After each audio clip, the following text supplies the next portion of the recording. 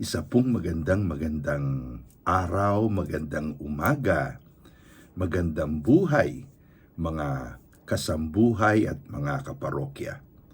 Ako po si Father Domi Guzman, Society of St. Paul, All for the Gospel.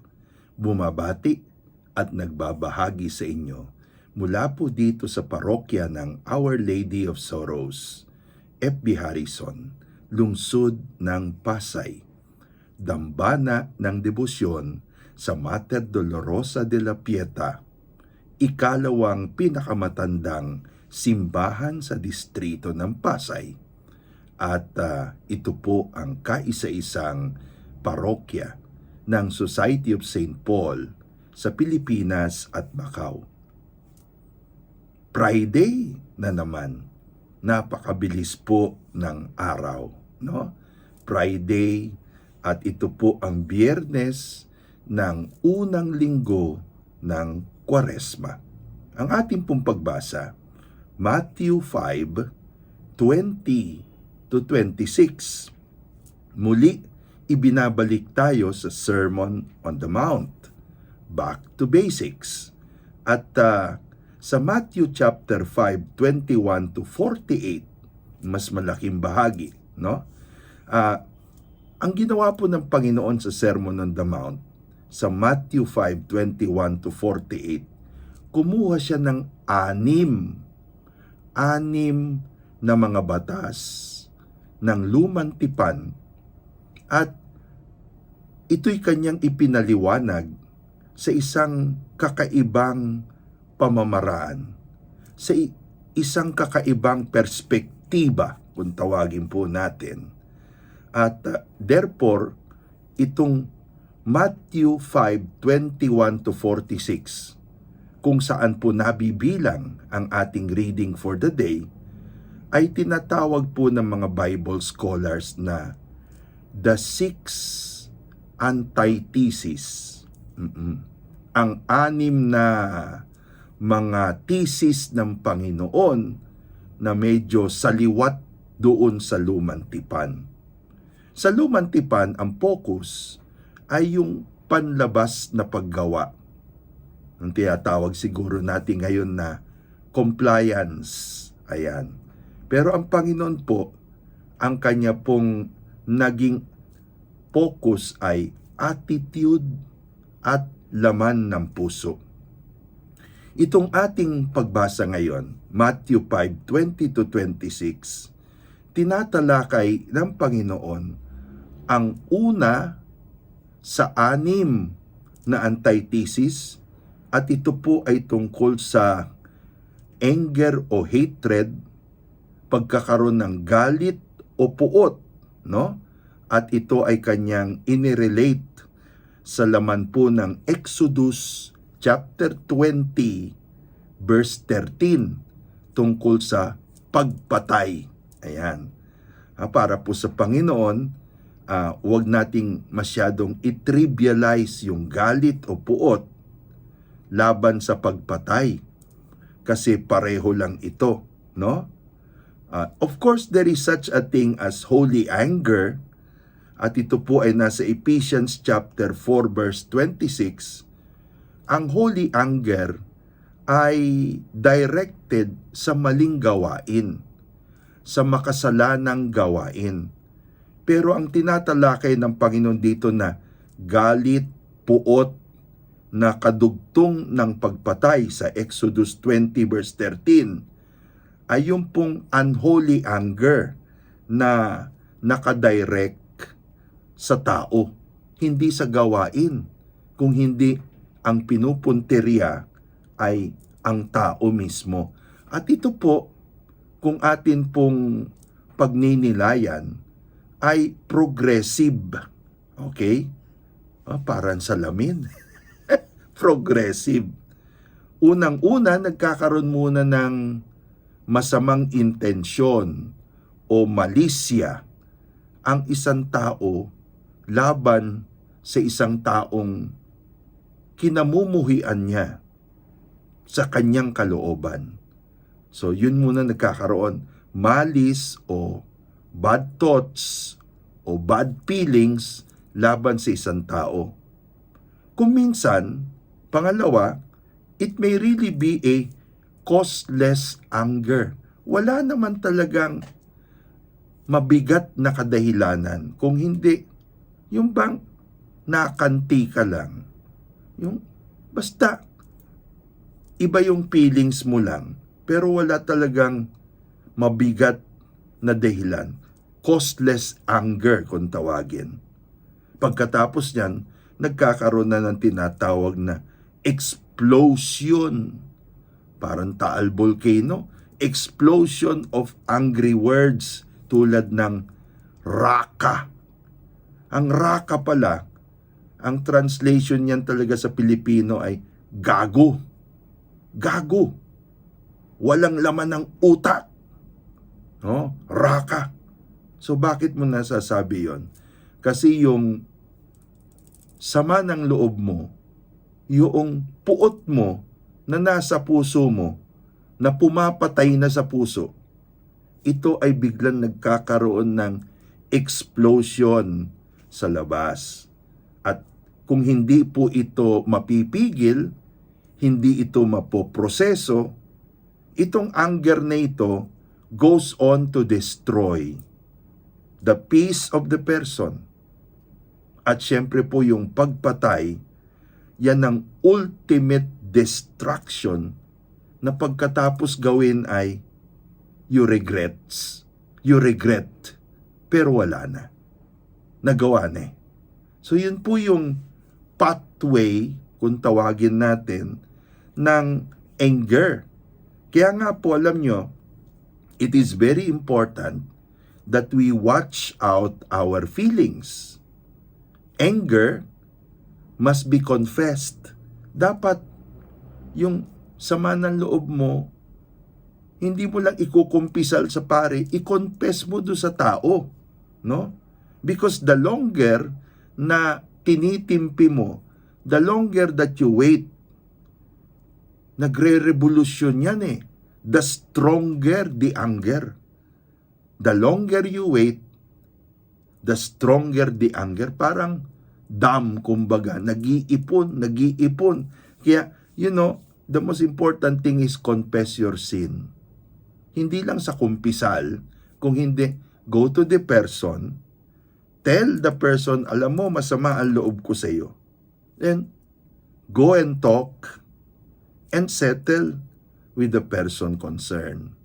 Para sa ganon, manumbalik po sa atin ang atin pong kapayapaan. Ayan, ano? So, isang tanong, kayo ba ay malimit, madaling magalit? Ayan. Kung kayo'y nagagalit, ano po ang inyong ginagawa? Kayo ba ay timpi ng timpi? Nag-iipon? Ayan. O ikaw yung taong madali mong puntahan, yung concerned person at kausapin. Ang sinasabi po ng Panginoon, mukhang mas maganda yung puntahan mo na't kausapin. Huwag mo nang patagalin. Kasi habang tumatagal, ay lalong tumitindi ang isang anger. O sana po nakatulong itong ating pong pagninilay ngayong umaga. Sana po ito ay kapulutan natin ng panibagong lakas loob sa buhay. Paki-like, paki-share, paki-post at repost sa inyo pong timeline at sa timeline po ng kaibigan. At patuloy po tayong mangalap ng ating mga subscribers sa ating pong YouTube channel na Domi Guzman at sa ating pong Facebook page na Pagkagising sa Umaga, o dili kaya sa mismong Facebook page na ito kung saan po tayo nagkikita araw-araw. Ngayon po ay hayaan niyong batiin ko ang mga parishioners, virtual parishioners natin na nanggagaling po sa mga parokya, Bible groups at ministries. Inuuna na po natin ang mga parokyano ng Our Lady of Sorrows. Yan. Kasama na po ang mga brothers and sisters natin na talaga napaka-active sa Our Lady of Sorrows Outreach Foundation Incorporated, no?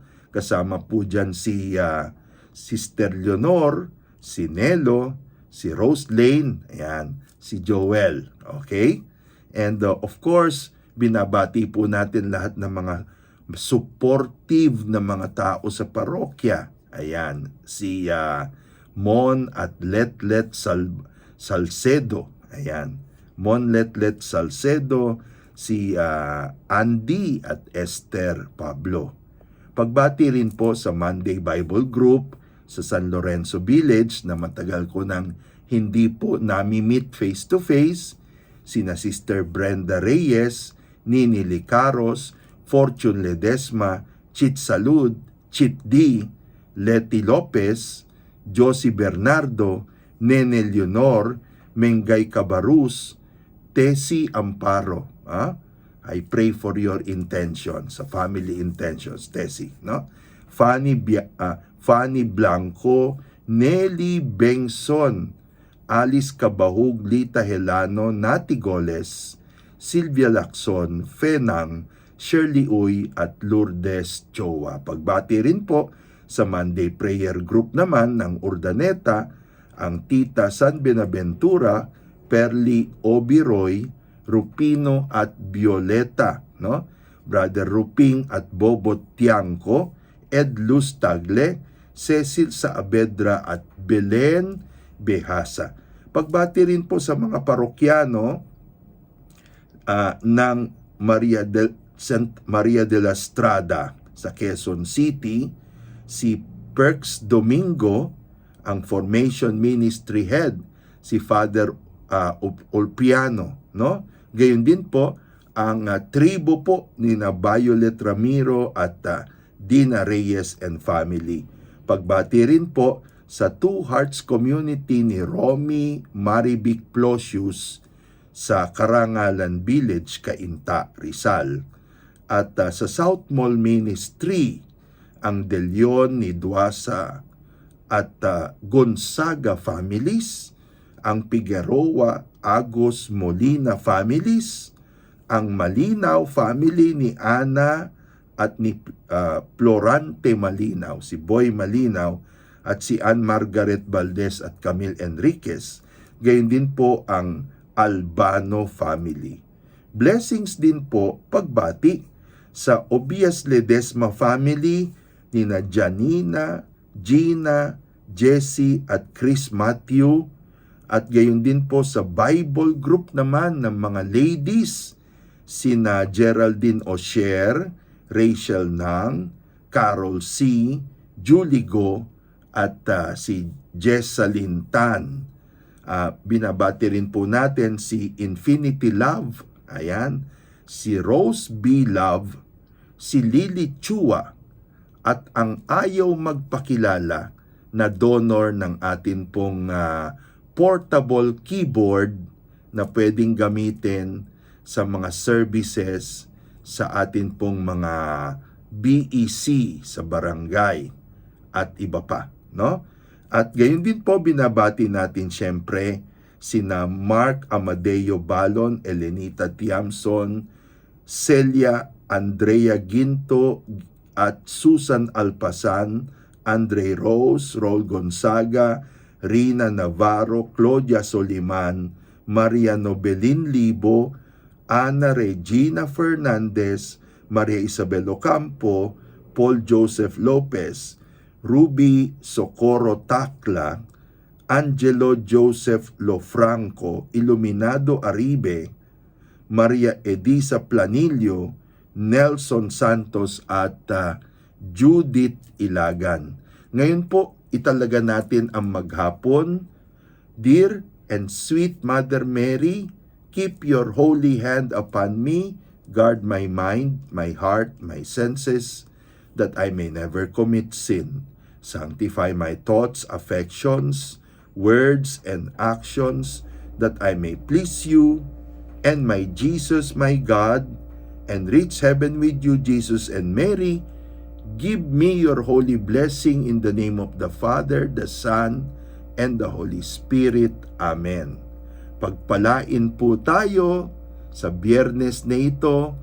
Happy weekend everyone. Ayan, wala munang aleluya, pero may kape na masarap.